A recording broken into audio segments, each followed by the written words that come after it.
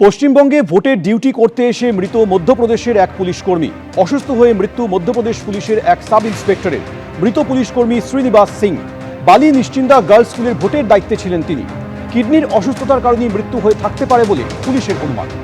শহর থেকে জেলা বিভিন্ন স্ট্রং রুমের সামনে একেবারে নিরাপত্তা ব্যবস্থা আঁটোসাঁটো করা হয়েছে। একদিকে যেরকম শাখাওয়াত মেমোরিয়াল স্কুল, তার পাশাপাশি ক্ষুদিরাম অনুশীলন কেন্দ্র, David here training college, Egra, Katwa, Kalna বিভিন্ন জায়গায় স্ট্রং রুমে নিরাপত্তা বাড়ানো হয়েছে।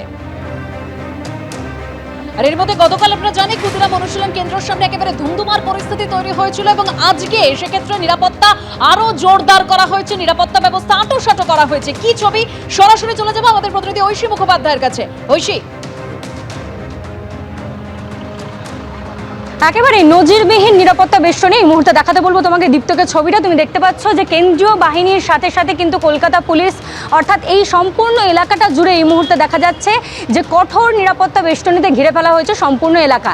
163 ধারা জারি রয়েছে, 4 জনের বেশি এখানে কোনো মানুষকে দাঁড়াতে দেওয়া হচ্ছে না।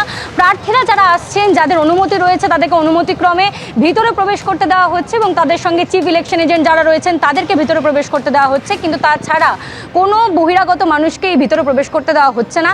এবং এখানে আমি দেখাতে বলবো দীপ্তকে ছবিটা, যে সাজোয়া গাড়ি, যে গাড়ি সেই গাড়িও কিন্তু এখানে প্রস্তুত রয়েছে।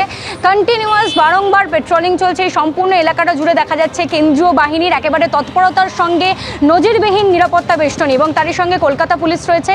বারংবার এই 7টা অ্যাসেম্বলি কনস্টিটুয়েন্সির যারা প্রার্থীরা রয়েছেন তারা এসে এখানে সম্পূর্ণ ব্যাপারটা দেখে যাচ্ছেন। তুমি দেখেছো গতকালকেই শশী পাজা, কুণাল ঘোষ তারা এসেছিলেন। এখনো পর্যন্ত এখানে কুণাল ঘোষ নিজে রয়েছেন, শশী পাজা গিয়েছেন নির্বাচন কমিশনের অফিসে এবং তারই সঙ্গে উপস্থিত রয়েছেন নয়না বন্দ্যোপাধ্যায়, তিনিও চৌরঙ্গি অ্যাসেম্বলি কনস্টিটুয়েন্সির তৃণমূলের এবারের প্রার্থী।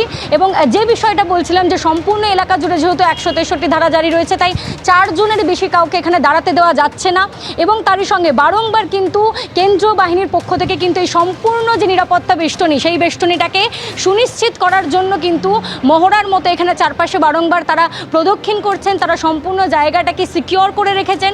এবং আরেকবার দেখাতে বলবো দীপ্তকে ছবিটা, যে ক্ষুদিরাম অনুশীলন কেন্দ্রের ভিতরে যে জায়গায় গতকাল গন্ডগোলের সৃষ্টি হয়েছিল, তারই বাইরে আজকে বলা যেতে পারে 1 মানুষ সমান 2 মানুষ সমান যে ব্যারিকেড নীল রঙের, সেই ব্যারিকেড কিন্তু লাগিয়ে দেওয়া হয়েছে, যার ভিতর দিয়ে কিন্তু যারা রয়েছেন তারা প্রবেশ করতে পারছেন। এবং তুমি দেখতে পাচ্ছ, আমি দেখাতে বলবো দীপ্তকে ছবিটা, 2টো স্ক্রিন রয়েছে যেখানে সম্পূর্ণ এলাকার ভিতরের মনিটরিং হচ্ছে। সেই সিসিটিভি ওয়েব ক্যাম যেগুলো চলছে সেগুলোর যে মনিটরিংয়ের এরিয়া, সেটা কিন্তু সুনিশ্চিত করে দেওয়া হয়েছে। এবং প্রার্থী অথবা প্রার্থীর সঙ্গে যে চিফ ইলেকশন এজেন্ট অথবা যাদের অনুমতি মিলেছে তারা যদি ভিতরে প্রবেশ করেন তাহলে তাদেরকে সেখানে বসেই কিন্তু ভিতরের সম্পূর্ণ ব্যবস্থাটা দেখতে পাচ্ছেন তারা সিসিটিভি ক্যামেরার যে একদম নজিরবিহীন নিরাপত্তা ব্যবস্থা। গতকাল যেখানে শুধু গার্ডরেল ছিল, আজকে একেবারে লৌহ প্রাচীর দেওয়া হয়েছে এই ক্ষুদিরাম অনুশীলন কেন্দ্র স্ট্রং রুমের সামনে। ধন্যবাদ ঐশী। এবিপি আনন্দ, এগিয়ে থাকে, এগিয়ে রাখে।